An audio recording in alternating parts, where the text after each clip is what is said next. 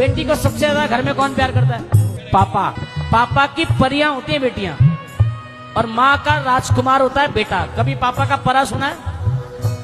अगर बेटा 20,000 रुपए भी कह देना पापा वो देने 20,000 रुपए जरा दे दो, तो पापा है पागल कहाँ का खराब करता रहता है। और बेटी को अरे मेरा लाडो कौन सा फूल लेगी तो ये बता।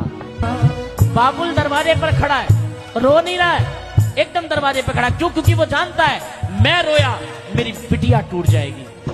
लेकिन जैसे ही वो बेटी बाबुल के गले जाके लगती है, बाबुल का कठोर हृदय मोम की तरफ पिघल जाता है। कहती पापा मुझे इस बात की बिल्कुल चिंता नहीं है मेरे साथ क्या होगा, लेकिन मुझे इस बात की बहुत चिंता है मेरे बाद तुम्हारे साथ क्या होगा। जब बाप घर से आता है ना, ऑफिस में घर आता है, पानी का गिलास लेके बिटिया पहुंचती है, पापा पानी। वो कैसी भी अवस्था में हो, बिटिया देखते ही पहचान लेती है कि पापा आज तुम कहां से आ रहे हो, मुझे पता है, एक काम करो रूम में ही चले जाओ, वहीं खाना लगा दूंगी, मम्मा का सामने मत पड़ना। ऐसी होती है बाप बेटी का रिश्ता। कहते पापा अपनी